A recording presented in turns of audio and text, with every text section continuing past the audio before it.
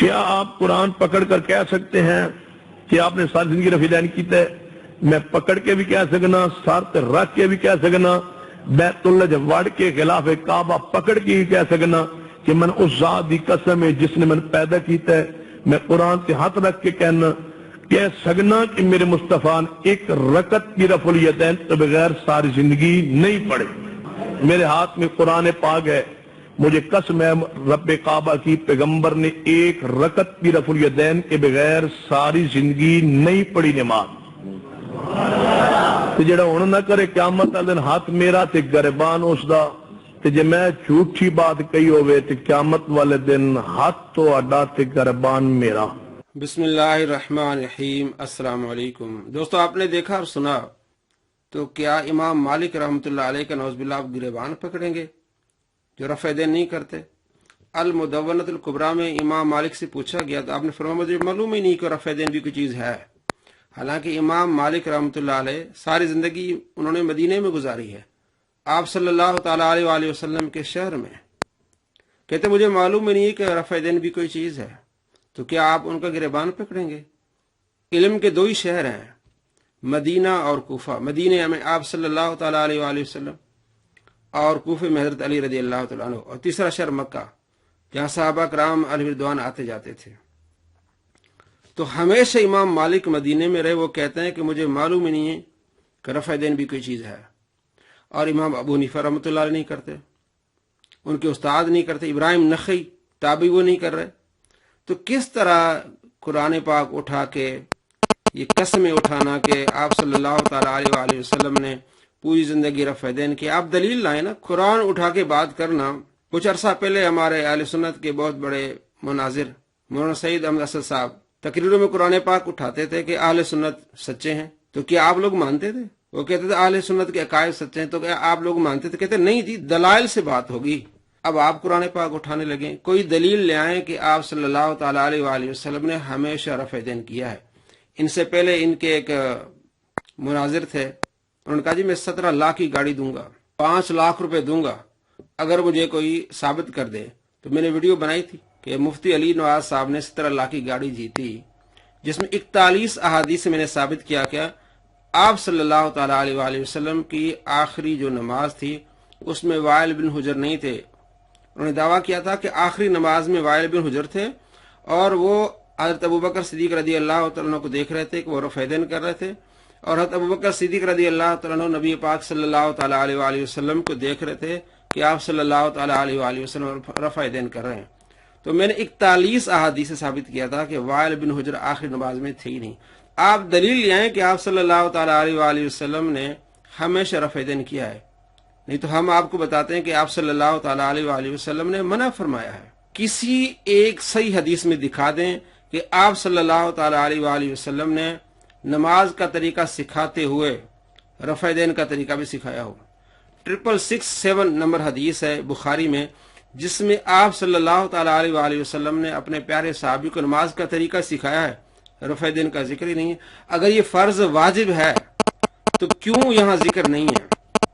بلکہ غیر مقلدین کے علماء کہتے ہیں کہ نہ فرض نہ واجب ہے، ان کے نزدیک مستحب ہے۔ تو مستحب پر قرآن اٹھانا، اتنی شدت کرنا، آپ صلی اللہ تعالیٰ علیہ وآلہ وسلم نے جو نماز سکھائی، امام کے پیچھے نماز کیسے پڑھنی ہے، مسلم شریف میں حدیث 904 نمبر ابو موسیٰ اشعری رضی اللہ تعالیٰ عنہ بیان کرتے ہیں کہ آپ صلی اللہ تعالیٰ علیہ وآلہ وسلم نے ہمیں نماز سکھائی کہ امام کے پیچھے کیسے کھڑے ہونا ہے، تو اس میں آپ صلی اللہ تعالیٰ علیہ وآلہ وسلم نے رفع دین کا ذکر ہی نہیں کیا۔ اگر اتنا لازمی تھا رفع دین تو آپ صلی اللہ تعالیٰ علیہ وآلہ وسلم نے تعلیم نہیں دی، بلکہ پیارے نبی صلی اللہ تعالیٰ علیہ وآلہ وسلم نے منع فرمایا۔ نسائی شریف میں حدیث ہے، آپ صلی اللہ تعالیٰ علیہ وآلہ وسلم آئے، دیکھا کہ صحابہ کرام علیہ رضوان رفع دین کر رہے ہیں، تو آپ صلی اللہ تعالیٰ علیہ وآلہ وسلم نے منع فرمایا۔ جابر بن سمرہ روایت کرتے ہیں، خرج علینا رسول اللہ صلی اللہ تعالیٰ علیہ وآلہ وسلم، آپ صلی اللہ تعالیٰ علیہ وآلہ وسلم باہر سے تشریف لائے، وَنَحْنُ رَافِعُوا أَيْدِينَا فِي الصَّلَاةِ، اور ہم نماز میں رفع دین کر رہے تھے۔ یہاں یہ ڈنڈی مارتے ہیں کہ یہ سلام کی بات ہے، سلام والی حدیث اور ہے، یہ نماز کے اندر ہم رفع دین کر رہے تھے۔ فقال ما بالهم رافعين أيديهم في الصلاة، آپ صلی اللہ تعالیٰ علیہ وآلہ وسلم یہ کیا کر رہے ہو، نماز میں رفع دین کر رہے ہو؟ کأن اذناب الخیل الشمسی، गोया कि चंचल गुणों की ये दुमें हैं। उस्कुनू फिस्सलाह, नमाज में सुकूनत इख्तियार करो। इसमें सलाम का जिक्र ही नहीं, पूरी हदीस में सलाम का लफ्ज ही नहीं है। और इतना झूठ बोलते हैं तर्जमे में। और ये जो इस्लाम 360 है वो तो इनकी नुमाइंदगी करता है, उसमें भी गलत तर्जमे हैं। उस्कुनू फिस्सलाह, नमाज में सुकूनत इख्तियार करो। यहाँ पूरी हदीस में आपको सलाम का लफ्ज नहीं मिलेगा, लेकिन तर्जमा क्या करते हैं कि आप सल्लल्लाहु ताला अलैहि वसल्लम फरमाया सलाम के वक्त हाथ न उठाओ, सलाम का जिक्र नहीं है। राफिउ ऐदीना फिस्सवा, नमाज में रफ़ैदैन न करो। क्यों कर रहे हो नमाज में रफ़ैदैन? और एक और आवाम को धोखा देते हैं कि ये तो हदीस सलाम के बारे में आई है, सलाम के वक्त की बात है, और तो बाब ही नहीं इसका। देखें, मैं आपको मुस्लिम शरीफ से भी दिखाता हूं। ये हदीस नंबर है 430 और दूसरा नंबर है 968। इसका बाब क्या है? बाबुल अमर बिस्सुकून फिस्सलाह, नमाज में सुकूनत इख्तियार करना, सुकून के साथ नमाज पढ़ना, ये बाब है। ये धोखा देते हैं कि जी सलाम का बाब है कि इशारे के साथ, हाथ के इशारे के साथ सलाम करना, ये बाब है। हालांकि बाब क्या देखें, बाबुल अमर बिस्सुकून फिस्सलाह, नमाज में सुकूनत इख्तियार करना, सुकून के साथ नमाज पढ़ना। आप सल्लल्लाहु ताला अलैहि वसल्लम ने फरमाया उस्कुनू फिस्सलाह, मुस्लिम शरीफ 968 और 430। उस्कुनू फिस्सलाह, नमाज में सुकूनत इख्तियार करो, सुकून से नमाज पढ़ो। अल्लाह के नबी सल्लल्लाहु ताला अलैहि वसल्लम इससे मना फरमा रहे। कहते जी 10 हदीसें, 20 हदीसें, 30 हदीसें, 40 हदीसें हों या 100 हदीसें हों, एक हदीस आ गई कि आप सल्लल्लाहु ताला अलैहि वसल्लम मना फरमा दिया तो वो 40 भी मनसूख हो जाएंगी। 100 हदीसें हों और एक तरफ एक हदीस हो, 100 करने की हो और एक न करने की हो, तो वो सारी मनसूख हो जाएंगी। और जहां तक सलाम की बात करते हैं, बाब की बात करते हैं, एक तो मैंने बताया कि बाबुल अम्र बिस्सुकून है, बाबुल अमरी बिस्सुकून फिस्सलाह ये है। दूसरी बात ये कि बाब बांधे इमाम नबवी ने, खासतौर पर मुस्लिम के इमाम नबवी रहमतुल्लाह अलैह कानून बयान करते हैं कि मुहद्दिसीन का तरीका ये है कि पहला बाब बांधते हैं कि ये काम करना है, और दूसरा बाब बांधते हैं कि ये काम नहीं करना। तो मतलब ये कि जिसमें है करना है और बाद में नहीं करना, तो वो बाद वाला बाब नासिक हो जाता है, पहला मनसूख हो जाता है।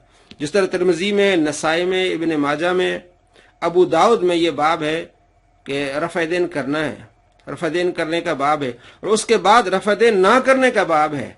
तो इमाम नबवी रहमतुल्लाह अलैह फरमाते हैं दूसरा बाब पहले बाब के लिए नासिक हो जाएगा, यानी कि रफ़ैदैन करना मनसूख हो जाएगा।